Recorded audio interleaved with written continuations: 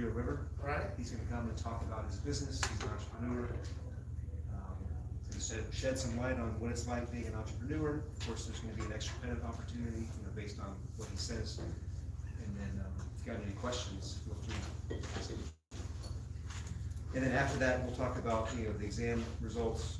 We'll talk about office hours, and then whether or not you're dropping the final on Monday. And of course, the chin-up competition that I didn't tell you about. I would not get in a chin-up competition with Aaron by any means. And like he said, we met on the Frio River, and our kids got along, and tell you, Aaron was climbing this 30 to 40 foot high rope with just upper body strength and pulling himself up that rope while they were playing pile-on with guys your age and girls your age. And man, I absolutely could not climb up that rope 30 to 40 feet. So I was pretty impressed with that. I would not be full of competition with him. So my name is Kevin King. I am a husband and a dad, and I am a business owner. I'm a baseball coach to my sons, and I'm a preacher. So I've got a full plate, as some may say. So I'm a pretty busy guy, but I enjoy it. I love being busy. I love being an entrepreneur. I've been an entrepreneur since I was very young and didn't know it at the time. And that's what, if you're looking at the candy that's on your desk, you're free to have it. But when I was in elementary school, I had become an entrepreneur without calling myself, in elementary school, you don't think of yourself as an entrepreneur. But I would go to Walmart or someplace like that, and they didn't have them. I tried to find them. Have anyone ever had Pop Rocks?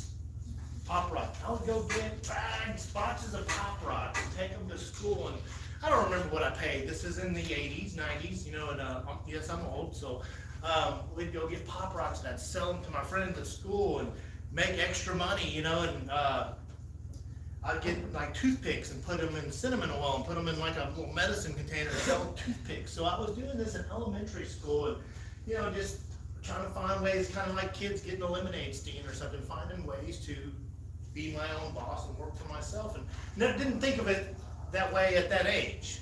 And so, I was a normal kid in high school, played football, played sports, and did normal, wild, and crazy things. And and as soon as I got out of high school, I'd always planned on going to college. I went to community college in Houston, North Harris Community College, and and worked construction while I did that, and started my own first painting business straight out of high school, 18, 19 years old, and started painting, and still didn't think of myself as an entrepreneur. I was just doing things to work to make money.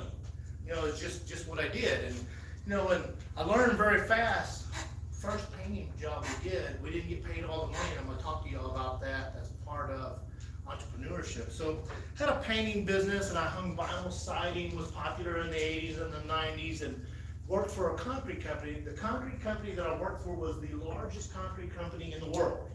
We did record-breaking concrete pours, so I got an education from them. While I worked summers for the concrete company, and I worked winters because I couldn't, I paid for my way to go to school. I went to North Harris Community College, then I went to Blinn, and Leiden said I went to A&M, and because it was Blinn, but I went to Blinn, and I got about 120 something hours with no degree because I liked to drink too much alcohol during that time, and the degree just didn't work out, So anyway, school, even though I went, did okay, wasn't really working out for me, so I went back, just started working with the big company, and they had me travel all over the country working there, so I got to travel for free. And I was like, sign me up as a single guy, in my early 20s, and traveled all over the United States, building massive structures, and MCI WorldCom building, 40-story buildings, 20-story buildings, a lot of stuff in the medical center. They built a lot of stuff here, but I wasn't on those projects. I was on Reliant Stadium, and as I told Aaron, Energy Stadium, the football stadium in Houston. I was on that. Was one of the last jobs I did for them. And I used to have drawings for that. Those are about this thick and this big, and saved the drawings, and was going to build a coffee table and put those drawings in it so when people would come in, I could say, hey man, that's, I worked on the job, and somehow that got lost, in moving, and I don't have those drawings anymore, so you just have to take my word for it. But anyway, working for Banker Concrete, working for the biggest concrete company in the world, gave me, and it paid for my education. And I didn't know, because I'm young, I didn't know I was getting paid to get an education. You follow me? I just knew that I was I was just doing what I knew how to do to make a living and provide for myself and take care of myself. And while working there, and I get stuck and I can't really move ahead the way I think I should. And what you'll find out, if you have an entrepreneurial mind, or you're a creative person, you won't do well in opening positions at any company. Why? Because when I worked at Baker Concrete, I'm constantly trying to figure out better ways to do whatever it is we were doing. The first time I tied rebar, I absolutely hated it and invented a rebar gun. I didn't get credit for it, but in my mind, I was like, this is terrible. They don't want you to be creative. They don't want you to invent new things. They just want you to do what you're told and do it, but they don't realize that if you could get far enough along, that you're just the person they want to get them more business. And we're gonna move in. I'm just trying to give you a little brief history before I get into the entrepreneurship. So I couldn't advance very well. I kind of advanced some, and got kind of up there a little bit, but not really. And then I worked for a small company and moved ahead a little more, got more education from that smaller company. And then in 2003, I had a partnership with someone, went into business together. That didn't really work out. I'm not for partnerships, I'm for temporary. Like if I were going to team up with someone, I just had a guy told me he'd like to team up with me to do a specific project, and I'd be willing to do that. But as far as so 2003, we had a partnership, didn't really work out. 2004, I went into business for myself with Christian Concrete, and I tell you, there's a lot I love about it. There's a lot of struggles, and I'm going to go through the different struggles, the different ups, the different downs, and just give you a picture, just a brief picture of what it is to be an entrepreneur. When I started the business, my background is building skyscrapers. Well, you can't start off building skyscrapers. You got to start off, unless you have millions and millions of dollars in your pocket, you just can't do that. Most entrepreneurs start off with a few $1,000s or even a few $100s. And just go into their business and do whatever it is. You can start as small as you need to get to either sell the product or the service that you're trying to provide to the people you want to get to. So I started off doing residential jobs and some small commercial jobs, and that was going really well. Like if you needed a patio for your house, I'd come pour that, or a new driveway, I would pour that and pour the concrete for it, is what I'm saying, or decorate it. So I have 3 businesses. I have a structural concrete business and a decorative flooring business, like polished concrete, stained concrete, epoxy floors, and then I have an Airbnb, and that's more really my life. But most entrepreneurs you'll see, or most business owners, the longer they do it, the more things they'll spread out to. I've heard people say, well, specialize in something, maybe. But one of the best things I've done is I went from concrete, just pouring concrete. I've poured things like CVS pharmacies, El Pollo Loco, Regions Bank. I've done quite a few CVS pharmacies. And those, those are, $500,000 concrete projects. There's a lot to know in this, and I'm gonna get into that as well. So, pouring for residential's jobs, this is if I pour a driveway for you and come over to your house and pour that. The downside of that, the upside is it's easy money and it's fast, and you're in there 3 to 5 days and you're out. But the downside is when you're working for a residential person, especially if it's something decorative, the homeowner, no matter how much research they did on Google or YouTube or whatever, they don't have right expectations of what it is they're buying. And I spend an hour in consultation trying to teach and educate the homeowners what it is that they're buying. That's part of being an entrepreneur. I've got to give as much information as I possibly can give. I put it in writing, I try to describe it, I try to tell everyone everything that I could possibly tell them. But I can tell you that no matter how much you explain, sometimes people don't get the right expectation of what it is they're buying. So that's a downside of being an entrepreneur. Now, in my particular business, like I said, we poured CVS pharmacies. When I worked, I'll just give you an example, some of the downsides. When I worked for another company before I went into business for myself, we were pouring an HEB. This is 2001, so we don't have our smartphones. We can't check the weather every 5 minutes. We have to watch the weather and hope that they're right. Well, the weather matters when you're pouring concrete. Why? If I get out there and start pouring concrete and it starts raining, it can ruin tens, if not hundreds of thousands of dollars worth of work that I'm doing and just destroy it, and I have to fix it at my cost. So we are building an HEB. We poured the slab and we're waiting on the paving, and this is one of those years where it rains like constantly, once or twice a week. Well, in the construction industry, each industry will have its own problems. I can describe construction because that's what I do, but in the construction industry, particularly concrete, if it rains one day, if it rains on Tuesday, it's not just a Tuesday rain day. It's a Wednesday and maybe a Thursday rain day, because now you have to dry the soil out so that you can continue working on what you were working on. So it rained every week for 6 months. Well, HEB is upset why we can't finish this project. They're just like, why can't y'all finish? Why can't y'all finish? Every day we're not open, and this is a made up number, I don't know what the number is. Every day we're not open, we're losing $1 million. Some places that was the case. We did an MCI WorldCom building, and they said every day we were not open, it's $3 million we're not making. So it's a big deal to meet their deadline and to meet their timeline. So, like I said, before we had our smartphones, we could check the weather every couple of minutes and zoom into our exact, location and find out if rain's coming or not. We didn't have that in the early 2000s. We had weather, you can turn on the weather and listen to what they said and just hope for the best. We kind of had a rule: if it was 40% or higher, we would not pour concrete. But sometimes they'd say it's 20% chance rain, and then it would just rain like crazy all day, so we didn't know. So I'm out at this HEB. I'm the superintendent on the job, and I'll explain the different parts of that in a minute. So I'm the superintendent, which means I am in charge. I had 120 people under me, and I'm telling them, about setting the forms and tying the rebar and getting it ready to pour concrete.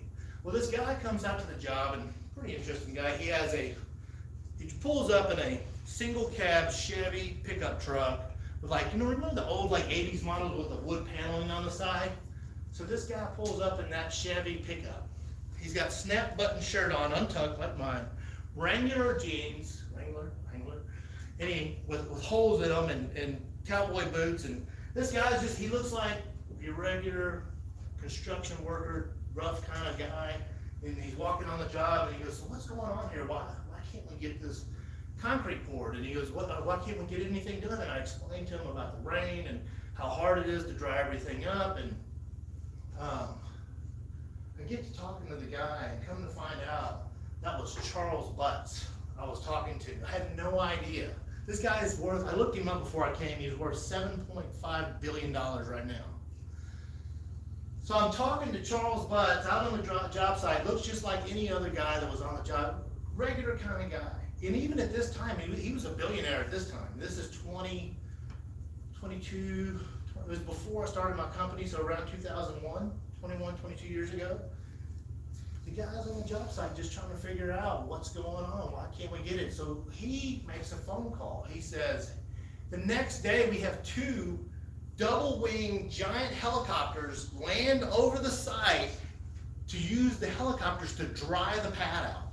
That's some pull right there, man. You make a phone call and get some helicopters out there, $900 an hour 20 years ago. I don't know what that is today. So $900 an hour, big giant wing helicopters drying the pad out, and it rains the next day.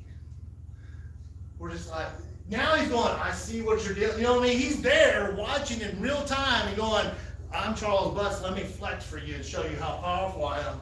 Still rain. Still got to dry the pad out again. So construction, there are challenges in an entrepreneurship. If you become an entrepreneur, find out what the challenges are. There's going to be some. Look, there's challenges in life. I don't care what if you're going to be an engineer, you're going to hit challenges. You're going to get knocked down. Here's the deal. You get back up. You're going to get knocked down. You're going to have failures. You get back up. You're going to get knocked down again. You get back up. I like Rocky Balboa said, that's how winning is done. You ever see that video? I love that video. Maybe you haven't. You keep getting knocked down. You keep getting back up. If you can't do that, you don't want to be an entrepreneur, because you're absolutely going to get knocked down. 100% for sure. You're going to have some failures. Now, as my business, I've poured some CVS pharmacies. Just to put it in perspective, I told you that's about $500,000 in concrete. CVS pharmacies are roughly 20,000 square foot slab. The one I did 3 of them. One of them I did was 60,000 square foot of paving. And y'all are math experts here, right? If you're off by 1/8 of an inch on 60,000 square foot of paving, that's roughly 177 yards of concrete at $136 per yard plus tax. 24,000? I know some of y'all are like, I've been told y'all are really sharp, right? Y'all are quick on the math, right? So 24 grand I lost. I can't go to the owner and go, hey man, I had to spend $24,000 extra on concrete. I need $24,000 extra. No, that's your problem. That's not my problem. You have to eat that. I had to eat that. That's a real story. It really happened. So when I'm telling my employees, hey, don't do this, this, or this, it's not because I think bad things can happen. It's because I know they can, because I've had them happen to me. So there are challenges. I'm telling you some downsides of being an entrepreneur. You've got weather. You've got employees. It's very difficult to find. It's hard. Here's the thing. Here's what makes a good employee today in the construction industry. And here's the thing. It's not about the money. Just to give you an idea, the guys that work for me start at $20 an hour, and I have people that I pay almost $400 a day. That's not a bad income. You're not rich, but that's not bad. That's almost $100,000 a year. Doing construction, it's not terrible. I'm a small company. I know people that make $400,000 a year in construction. It's not a terrible way to make a living, especially if you're not the one behind the shovel, right? So I used to be behind the shovel. I hated every minute of it. But you know, when I was the guy, I know I'm getting off track, I chased rabbits a little bit, just bear with me. I remember being the guy behind the shovel, hating every minute of it. You know what I was doing while I was on that shovel? I was watching the guy that was the boss. I was watching the superintendent, and I said, I'm gonna have his job. And I won't get too bogged down in this, but attitude is everything.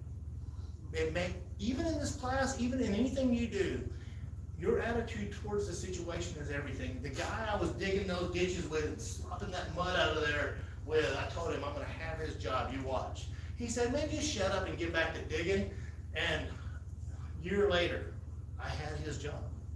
I'm cutting through for time's sake. It took drive, determination, I decided, you get a goal, write it down. I'm going to be the superintendent of the job. I asked my boss, how long does it take? He said 8 years. 1 year later, I was the superintendent of a job building a Walmart in the Woodlands, Texas. So just pure determination, pure drive, I'm gonna do that. So back on the employees, the employee field is not the same. It won't be hard for you to excel.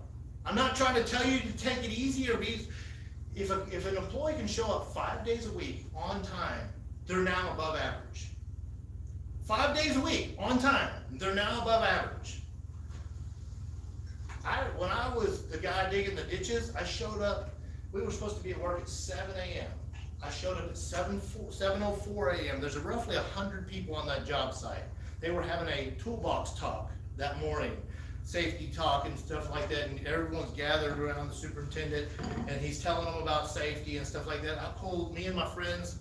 The other 2 guys, they did go to A&M at that time while I was at Glenn. We all went and got around walked up into the back of the job site, and superintendent stops the speech and says, Kevin King, behind the other 100 guys. I said, sir, he goes, what time is it? I said, 7:04. He goes, you're late. I said, yeah, 4 minutes. He goes, you're late. If you're gonna be late tomorrow, don't come back.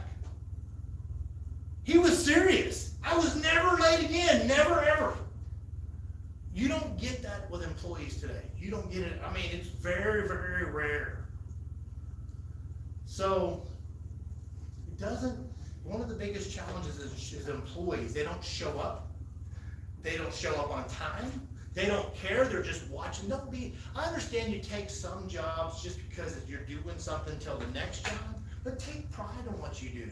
I remember when I was sweeping floors, and I hated that. I was so embarrassed because I was working for that big company, and I was sweeping the floors, and I was like, what a loser am I? I'm sweeping floors. These are 20,000 square foot floors or bigger. And I was looking out the window just thinking, man, what a loser. And it really just got in my heart, you know what?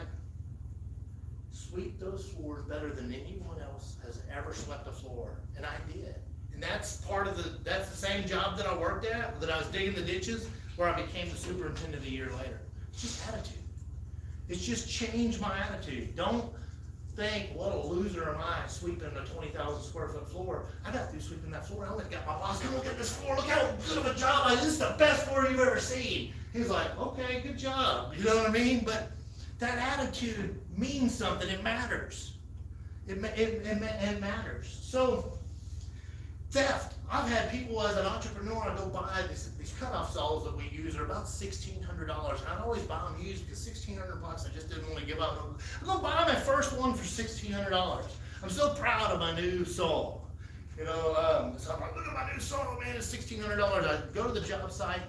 Within 15 minutes of being on that job site, someone stole my saw, and it was my employees. They were the only ones there. Stole my brand new $1,600 saw. So we got weather, we got employees. I talked to you about customers. Here's the biggest problem of being an entrepreneur and owning your own business. Hardest thing, you'll never believe, I can't even believe that it's a difficult thing. Getting paid for the work that we did. I have the hardest time chasing money. I did the job. You're happy with the job? You know, I call, are you happy? Are you like everything? I make a call, I send an email. Is everything good? Before I ask for the money. Everything's wonderful, we love it. Can I get my check? Well, we don't have it right now. Or whatever, there's all kinds of stories.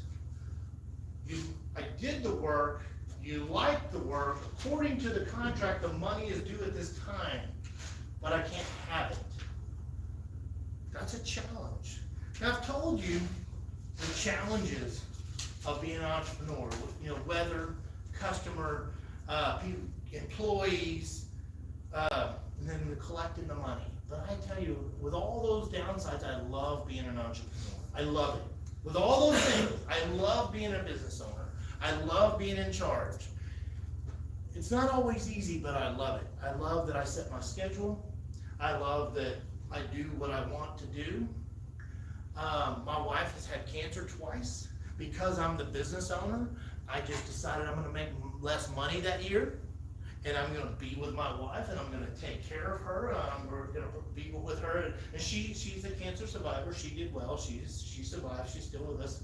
Praise Jesus. So, you know, my wife is with us, and she beat breast cancer, but I was able to take the time to be with her through that difficult time because I'm an entrepreneur. I made less money, but it was okay. I still paid my bills. I still had the money. We didn't miss any meals. You can tell I don't miss meals. So, you know, just the freedom. That freedom of being in charge. You know, and what my day looks like as an entrepreneur is this. If you're going to go in business for yourself, you've got to be willing to work it harder than anyone else. You've got to be willing to put in the hours more than anyone else around you, more than your employees. Any job that I've ever taken on, you know, I told you I did concrete, I did epoxy. Well, before I did epoxy, I went and installed epoxy. I went and I learned as much as I could about epoxy and how it's done, how you grind the floors, and I became knowledgeable of it, and then I hired other people to do it.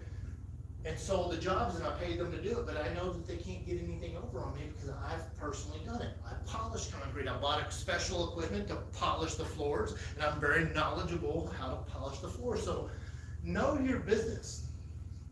And my business started growing more when I went from concrete to epoxy to stained concrete to polished concrete.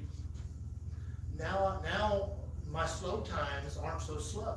Now when I don't have a concrete job, I will probably have an epoxy job. When I don't have an epoxy job, I will probably have a polished concrete job. And here's something else to think about. If you start your own business, find out what's profitable. Now concrete, and I'm being real open with you guys, CVS Pharmacy, I told you it's $500,000. The profit margin, the markup on that is about 15%. Sounds like a lot. Let's just say it's 10 after everything's said and done, so the math is easy and I can talk about it. So it's $50,000. It's not a lot of money when you got $500,000 out there. right? It's not. It's really not. So you're risking a lot. I had one job, I did 3 of them, and 2 of them went well, and one of them I lost 24,000. Now, did I make a lot of money? Not so much. But if I do a polish, I've got a 38,000 square foot polish job coming up. It's almost, instead of 15% markup, it's about 80% markup. It's a much smaller number, but it's a much higher margin. So learn what jobs I need the big jobs because they keep the crews going and they keep the motor going. But I like the smaller decorative jobs because it's a better profit margin, it's a better take home for me and my family. So I say diversify. Different entrepreneurs will say, some of them will say be very specific and do that one specific thing. While I was very specific and only did concrete, I was struggling financially. It was hard to make ends meet. When I diversified and got into different trades, and I didn't go from concrete to decorating, houses. I went decorating floors. I'm on concrete. You know what I mean? I did something I'm familiar with. I didn't just completely change everything. I stuck with a category that I'm familiar with. So the cons, I've told you, employees, weather, customers, collecting money. Pros, the biggest benefit is the freedom. You're your own boss. You get to set your own calendar, your own schedule. Now, what does it look like in the day of an entrepreneur? All those other jobs that I did before prepared me to be the entrepreneur. They prepared me. They gave me an education. They gave me knowledge. When I was building those skyscrapers, when I was building the HEBs, I told you I was a superintendent. I was a laborer. I was an estimator. I was a project manager. Now today, I'm the PR guy. I'm the guy that goes out and meets, public relations. And when you start a new business, the first thing you have to do, let's just say, any of y'all got a business that you want to start? Any entrepreneur in here? Something they want to start? I heard someone wants to make beer. Is that you? No? No one? Okay, I thought he told me that. You want to? What do you? I want to own a distillery. You want to own a distillery.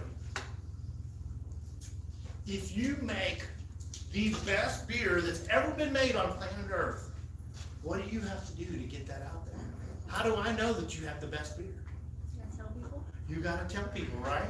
You can be the best at what you do, but you won't sell anything until someone knows that you do it, right? So that's the beginning. It took me a year of being in business for myself. I learned this in the concrete business. You have as in the commercial side, here's what it looks like. I have to, let's just say you and you and you are all general contractors and you're all bidding to build a CVS pharmacy, right? Well, I'm one concrete guy and I'm gonna send my bid to you. I might not know you and I might know you, but so those are the only 2 guys, but you're bidding the CVS as well. You didn't even get my bid. But here's what's even worse. You've got 8 concrete guys bidding to you, and they might be the same 8 bidding to her and the same 8 bidding to her. Now, our statistics, man, y'all run the numbers for me. What is the statistics of me being the winning bid, even if my numbers are right, if it's 8 guys or ladies bidding to 3 different people? The numbers aren't good. We don't have to really run the numbers. They're not great. So what do I have to do? Now, if you are my kid's babysitter, or your daughter's my kid's babysitter, or something like that, we know each other and we have a relationship, hey, I know that guy, and I've seen his work and I know him. Now, I've sent you an estimate for your concrete, and 7 or 8 other people have sent you an estimate as well. You're going to let me look at it more because at least you know me, right? You know I won't rip you off. You gotta build relationships. It takes time. You gotta show up. I know we're all on the texting. Texting is terrible for building a relationship. Terrible. I go to my bank. I deposit my checks online because it's easier, but I try to make sure I go into my bank like once a week. I know the managers by name, they know me by first name. Hi Kevin, how are you doing? Hi Patty, how are you doing? When I call my bank manager and she answers the phone, I say, hey Patty, this is Kevin, I need a little help. Hi Kevin, how are you doing? No problem, let me help you out. She recognizes my voice. It's important, it's very important. Get to know the people you're doing business with. Get to know, find a way. Take them to lunch. Do something to get to know them. Do something to where they know your voice, know your face, and you've got to build a relationship. That's the challenge. And I did that. How I got all 3 of the CVS pharmacies I did, I went into the office, got to meet the estimator. I said, like, not all of them are going to let you meet them. I talked to lots of them that didn't have time for me, and that's just the way it is. Those are doors closed in my face, and that's what I said. You just got to get past that and go, okay, they don't want to talk to me. I'll go knock on another door. I'm going to keep going. Here's the entrepreneur. They never give up. I don't have a plan B. I don't have a backup plan. There's no plan B. It must succeed. I must not fail. Failure's not an option. That don't mean I'm not going to have some hard times. But when I have those hard times, my option isn't to go work for Baker Concrete. I'll never make it there. I'll be miserable there because I'm not designed to be there. I'm designed to be an entrepreneur, and I will be. I'll die being an entrepreneur. That's who I am. That's what, I'm not saying we have to define ourselves that way, but that's where my characteristics are drawn towards. So I build relationships. I get to know people. Now back to bidding to the general contractors, I can bid to these 3 general contractors, and that's okay if I get to know one. It's better, I just bid a job 2 weeks ago, or last week, to the owner of a company in Houston. I'm in the Plantersville area, I'm closer to Houston, and actually College Station isn't too far from me either, but I did a lot of work in Houston, and a friend of mine that owns another business met a guy that owns this business, and he needs some concrete, so I met him through a friend and went and met him at his place of business last week, and I sent him a bid, and you know what, he didn't even look at another estimate because I was a friend of a friend. He just took my number and he called me today and said, hey, I want you to do the job. We'll be ready about the end of January. Can you do that? Absolutely. It's a nice job, nice commercial concrete job. It'll pay, a month's wage for me and my family because of a friend of a friend. Relationships are important. Get in front of some people. Take time. And I'm convinced that's in anything that you do. I think that if you get to know people personally, that you can advance better. I mean, it just makes sense to me. Is that I'm the only one that thinks that? I have a friend that's in the military, and it might not be right. He said he's getting out. He's been there for a long time. He's a chaplain, and he told me, he said that the politicking is really difficult because he doesn't want to do it. And I said, man, it's just part of life. He goes, I don't want to do it. For him to get his stars, he's got to meet people to meet people to meet people. And he's not cut out for that. That's not what he wants to do. So it's not for everyone. I mean, that's just the way things are done. I remember when I was 20 years old, and I said that I'm going to be successful because I know people. And someone looked at me, Kevin, you don't know anybody. You better get to work. You know what I mean? And that was true. At 20 years old, I didn't know anybody. It takes effort. I spent a year estimating jobs and just doing my little residential jobs, just enough to get by, pay the bills before I got to meet you. Know somebody, just perseverance, just keep on and keep on and keep on and keep on. So I'm just telling you to persevere. So back to what my day looks like. I'm the PR guy, personal relationship. I'm the project manager. Project manager is in charge of making sure, I'm also the estimator. So when you estimate a job, you figure this, it's gonna take this much money and these many items to do all this. Now the project manager, once it goes into a job, he gets the job and he looks at he or she gets the job and looks at all the different aspects of the job and makes sure that the superintendent's staying in budget. Let me back up. The superintendent is the person that's on the job, scheduling the job, running the job, ordering all the material. He decides, okay, we're gonna pour concrete 300 yards on this Friday. I've gotta have a pump truck ready. I've gotta have the crew with 25 guys ready. I've gotta make sure my inspections are done. So that's the superintendent. The superintendent is in charge the word we use is ramrodding the job. He's the bulldozer. He's the one that keeps pushing, making sure it gets done. Project manager makes sure it's done in budget. Estimator is the one that makes sure that gives how much we think that this job is going to cost us to do it and how much money we should make on doing it. As an entrepreneur, I'm all of the above sometimes, not all the time. I have superintendents that work for me and project managers that work for me, but I need to be ready to do all of the jobs. I need to be able to be the project manager, the estimator, the superintendent, and the delivery guy. We order deliveries, we go order materials to be delivered to the job. Well, they need the materials tomorrow, call the delivery company, they can't have it tomorrow. Well, I've got trucks and trailers at my shop. If I don't have someone to go do it, I'm going to get in one of those trucks and haul one of those trailers, and I'm gonna get it over to the job and make sure they have what they need. There's no, well, here's what, and I've seen them, I've had employees like this, well, we don't have the rebar, we're just gonna go home. I'm like, no, we're gonna get the rebar to the job and we're gonna keep working. I mean, I have to tell people sometimes, look, I will pay you to stand there and wait. Don't leave the job. We will get the rebar to the job. The rebar, if y'all know, is the steel that goes in the concrete that gives it extra strength. I know, I assume that y'all know these things, but you might not. So the entrepreneur, if you're gonna have a distillery, you gotta be ready to do all the jobs. You gotta be able to handle every position. You'll certainly wanna grow and hire people to do the positions. Now, I'll tell you, there's two different ways to own a business. If the business can't operate without you being there, you don't own a business, you own a job.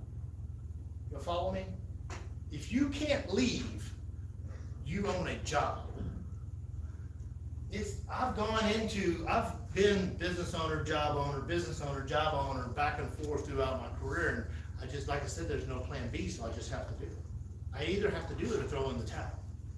I either have to say, all right, I'm the job owner again.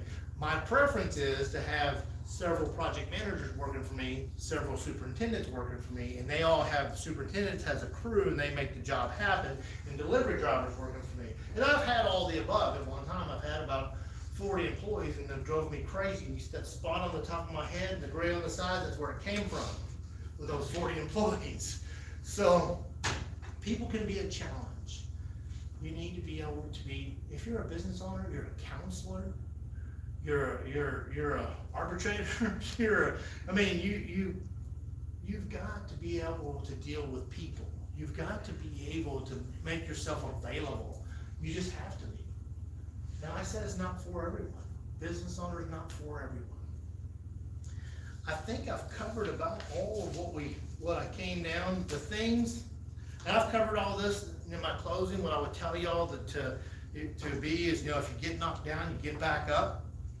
You're gonna have failures, learn from them. When I was 20 years old, I didn't think I'd have failures. I thought that I was gonna be like on Wall Street, making 50 million a year, just like that show. It just doesn't, life doesn't happen the way you think. It just doesn't. Don't get crushed by a failure. Embrace that failure and learn from it. You know, the guy that started KFC, I've heard the story, and I kind of tried to look him up real quick. He was 60, I think 65, y'all might Google this, before he started KFC, and you can go back and look at all of his failures. Abraham Lincoln, multiple failed businesses before becoming the president of the United States, numerous failures. You can't go, I failed, I give up. No. If you fail, you go, what caused me to fail? I've had failures in my business, and I have to go and look. I tried to grow too big, too fast. That was one of the failures I had. When I got to 40 employees, I got there too quickly. I wasn't ready for that. It overwhelmed me. I went from 40 to 0 overnight. I just couldn't handle it. I ended up subbing everything out and just saying, I can't deal with this. These people are driving me crazy. That's when they were stealing my stuff, and they were on drugs, and they were drunk, and they were getting drunk on the job. And I'm just like, are you kidding me? I can't believe that people don't have the work ethic to go to work. I don't know. Maybe it's just me. I want to show you what I did. I love it. My polished concrete is one of my favorite things I do, because the customers, almost always, if not always, when they walk in, do y'all know what polished concrete is? We have this big, 800-pound machine. It's a diamond grinding polishing machine. It weighs about 800 pounds. You got these diamonds that are on it, on the bottom of it. And you put it on the concrete, and they grind the concrete. It's like sanding the floor with diamonds. You take it from 100 grit to 200 to 400 to 800 to 1500 grit diamonds. I should have brought you a picture of it. And that concrete, it's not that it makes it shiny. You also put a densifier in it, and it casts a reflection. You ever go to Kroger's? Kroger's, most of them have polished floors. The Walmart I just was in earlier, they took all the tile up and put polished concrete in. Polished, wonderful concept because it's beautiful. It can handle forklift driving on it. It can handle 1,000 people walking on it with grocery carts every day. And it's something you can have in your home. So I'm sold by the polished concrete, so it's easy for me to sell. And all of my customers, when they walk in, I love it. That is so beautiful. I can't believe how awesome that is. We should want that from whatever work it is you do. Whatever it is. My wife, I know this isn't popular today. She's a housewife. I want her to be. I don't force her to be. I want her to be. I make enough money to take care of us and for her to be a stay-at-home mom and raise my kids and be there for them. And that's what her and I want. I'm not saying there's anything wrong with if other women want to work. That's not every relationship's the same for everybody, right? I love that I'm able to be there with her. I love that she's able to be with my children. I lost my train of thought. I do have ADD, but I don't accept it. But anyway, so let me go back to so you have failures, learn from them.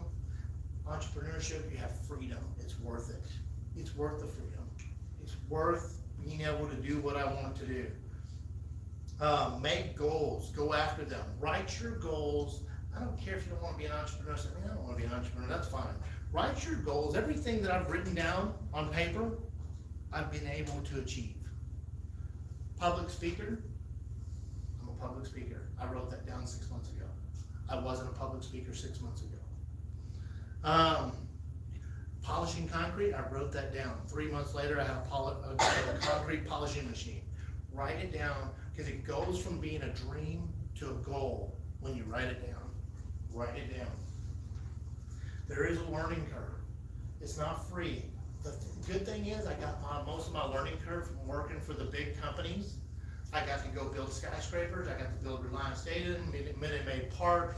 I mean, lots of massive jobs that most people will never be able to do. It's less than hundreds, it's less than 1,000 people that have built some of the things that I've built. And I'm very thankful for that education. That's all I have to speak to y'all today. I've just gone over everything that I can think of, the ins, the outs, the ups, the downs. Do y'all have any questions about entrepreneurship or concrete or polished floors or anything like that? Yes? I've got one question before anyone else asks. Could you just walk us through your estimating process when you wear your estimator hat? Okay, so yeah, I forgot to tell you. And then what are some sources of uncertainty when you estimate? Okay, so estimating is that when I'll just keep using the CVS pharmacy. I get a set of drawings of that slab, and I look at the drawings, and I determine, okay, the first thing you have is you have a slab that's gonna be poured on top of the dirt that's there. Somebody else does the dirt work. On that slab, I decide how many square feet am I dealing with? So I get the square footage. I decide how many perimeter feet, so I know how many forms I'm gonna need. I know that I'm gonna need 2x10s because of how thick the slab might be and how thick the beams might be. I know how many stakes that I'm gonna buy to hold the forms. I count all of those. I know from experience I'm gonna need at least one box of nails that's about $75, the duplex nails. I have formulas for how much rebar is gonna take based on what the drawings tell me. The drawings might say number 3 rebar at 18" on center. That tells me it's a 3/8 thick rebar, and every 18 inches this way, it's also gonna be 18 inches that way. I know the formulas. I didn't make them up, but I made them because I just know math well enough. I knew how to make all that work. If a 3/8 rebar is 0.376 pounds per foot, and it's 3.376 pounds per foot that way, you just multiply it by 2 and divide it by 1.5, and you have how many pounds per square foot you need in that slab. I just wanted to throw one formula out there for y'all. So figure the rebar, how thick the concrete is, how much concrete I'm gonna need. I know from experience how much labor it will take to set those forms, to put that rebar in there and to pour that concrete. I know each step. I know the first thing we're gonna do is go out there and establish what we call line and grade, meaning where is it located? We can't just put it there. There's a set thing on the drawing that says exactly where that slab is gonna be located on that property. We establish that. When I'm doing my estimating, I'm figuring all that out. Figuring out, forms, rebar, concrete, equipment. I gotta have equipment out there. I need a skid steer. So for a slab CVS pharmacy, I know I need a skid steer for 2 weeks. I'm gonna need a mini excavator to dig all the beams. I need that for 1 week. I need 8 guys to set the forms up. I need 20 guys to pour the concrete. I'm also gonna need a pump truck. Y'all see the big pump trucks when they pour out here, booming over and they're pouring the concrete? I know that I'm gonna need that, and it's gonna pump 600 yards of concrete. I know what they charge me from experience to do that. So that's just the slab. So there's a lot of thought, experience too. I got it wrong on a Regions Bank. Sometimes the engineers don't change the drawings for location. The Regions Bank were mostly built up north, and they had a design where you had to take all the ground, all the dirt out and full depth form it all the way down to the bottom of the beams. We don't have to do that here, but the engineer wouldn't change it, so I had to pay. I didn't take that into consideration when I did the estimate, so I lost a significant amount of money for not figuring all those forms and that labor in. So the estimating process is vital. You can't get it wrong, overestimate. On the concrete, I told you about the overage. We went over 177 yards. From this day forward, I multiplied by 1.12. I've added 12% overage for my concrete. I don't go with the exact number. I know that 12%, 10 to 12%, I'm safe. So that gives me an extra 200 yards of concrete. Now you can't just throw any number out there, because then my estimate will be too high and I won't win. I can't say, well, why not make it 20%? Well, I found out through experience that you can't do that, because now at $136 a yard, I've got my bid's gonna be $10,000 or $20,000 higher than the average bid, and they're gonna kick it out. So you gotta learn, where can I be and be safe? Did that answer the estimating question? Yes. One more Sure, question, go ahead. follow-up question. How is weather factored into your contract design? We allow, let's just say, go back to CVS. I know that it takes 2 weeks to do a CVS slab. When we begin the project, we will set a schedule, and that schedule is always tentative. I mean, it's pending because of weather. One thing we cannot control is the weather. We just can't.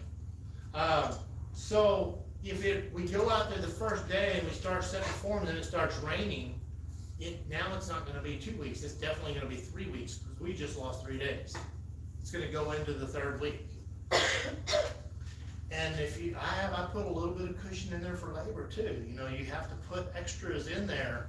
And here's the thing, sometimes we do a job really fast and I come out really ahead. And I've even had only residential customers, y'all did that too fast and you made this much money and you're ripping me off because you're making too much money. I'm going, yeah, the last job I did was just like yours, took me 2 weeks longer and I broke even. So it's just the way, sometimes you win, sometimes you don't.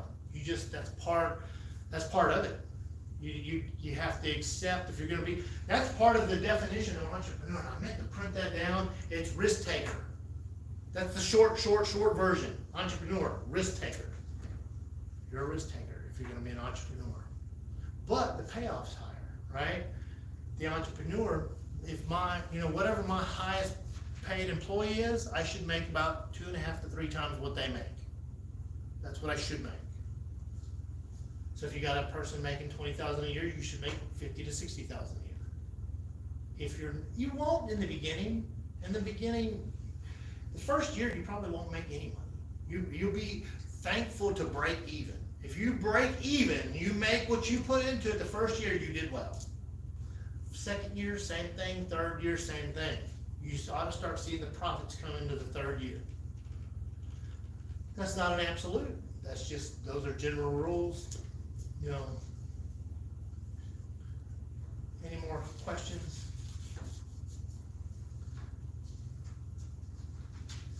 Entrepreneurs, I only have one or two in here. Yes, How would you say whenever you were, kicking rocks behind the shovel, how would you say like you knew that the tug that you were like, I hate every second of this? How did you know that meant that you wanted to be an entrepreneur? Like, was that like? I didn't know I wanted to be an entrepreneur, I wanted to be the boss. I wanted to be the guy pointing his finger. I couldn't stand being the guy behind the shovel. See, my sons have all worked for me, and they don't understand why I put them behind the shovel. But I'm your dad, why do I have to dig? Because I did. I want you to hate digging.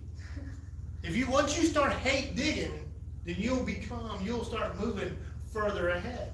I mean, when the company I told you I worked for, they wouldn't let, even if you came out into their business with a college degree, they would make you work in the field. Not everybody dug, but I'm just saying, you would have to go in the field to watch how hard it is, so you would appreciate the people. Because here's the thing, the most valuable guys on the job isn't the guy running the job. It's not even the owner. It's the guy with the shovel in his hand. Because if there's nobody with a shovel in the hand, nothing gets done. You gotta have that guy, or that lady. You gotta have them. You gotta have somebody that will physically get out there and put the job together. Without those people, that's what also I was going to college at the time, so that I'd never have to be the guy digging. I never knew I'd be a concrete owner. I never planned on that. I was going to school so that I wouldn't have to do that, but I didn't finish school. I told you I went a little crazy for a while there, but I got my life right, and I tell you, if you decide here's the thing, if you don't have a prayer life, become an entrepreneur, you'll get one. I don't know where my check's coming next week. I don't know where my check's coming in 2 weeks or 3 weeks. I have no idea. I do, because I've been in business long enough, I kind of know I have a pipeline of business coming, but they can change their mind, they do all the time. So I tell you the challenges, just so whatever you go into, you don't take it lightly, and you realize anything in life, anything you do, don't expect, my oldest son, he's about to be 21 years old, so he's roughly you guys' age, and he's a worship leader in a church in Houston now, and he worked for me, and he hated it, and that was good. I'm glad he hated it. Nobody really wants, okay, let me back up. Most people don't want to be the person, but I do have people that's what they want to be. You talk to engineers, they don't want to be the guy pointing the finger. They want a guy figuring out how to make the next drill bit. I have a friend of mine that's been designing drill bits for 30 years, and he loves it. I'm like, dude, I'd be sick of it after day one. I'm like, how many drill bits can you design, right? He says, you can't even imagine. Thousands and thousands. He's been 30 years designing drill bits. We're not all the same. We're different, right? We're not all the same. I think you can be an engineer and be an entrepreneur if you want to be, though.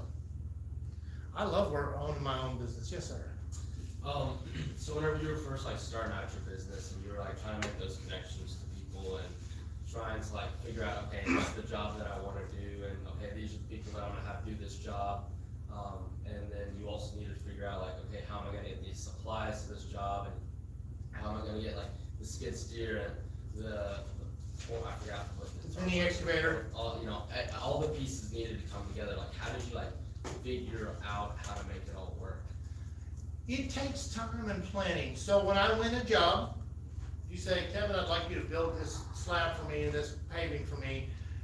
I immediately start making a plan. I already had a plan in my estimating. Hopefully I can answer this question. I start making a plan. I start making phone calls.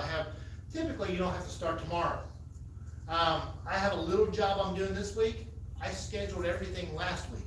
I scheduled the concrete to show up on Wednesday. Scheduling. I scheduled, we need some rock out there. I have it showing up on Wednesday. I got the demo guy gonna be there in the morning, and I've got the guys that are gonna put it together coming out Wednesday. So you have to be a planner. You have to schedule, and I'm really not. When it comes to just regular life, I'm the guy that goes on vacation without reserving a space. I'm that guy. I drive my wife crazy. But you can't do that when you're gonna put a job together. You just can't. You have to plan. You have to, I mean, just from years of doing it, I have knowledge. I know exactly what has to happen. And if I forget to schedule the concrete, and today on this Monday, I called again, like, you gotta be proactive like crazy. You have to, I would rather aggravate people by calling them too many times to make sure everything is planned well than not. Today I got up, I made a phone call to the ready mix company and said, hey, I just wanna make sure we're good to go for Wednesday. I called the people that were bringing the milled asphalt, hey, are we good for 8 AM on Wednesday? We're good. You gotta make the plan, schedule, and then follow up. Does that answer the question? Yes, sir. Okay. That's pertinent, man. You have to do that. Anyone else?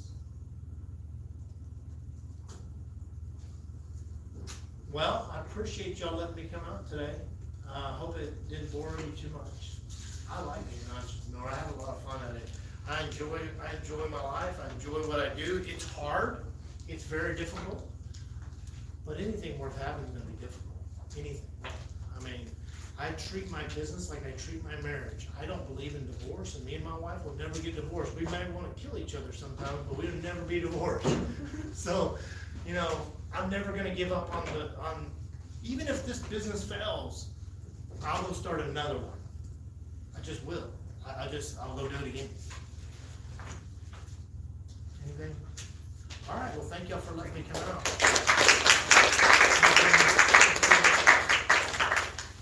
Yeah, and y'all are on YouTube, by the way.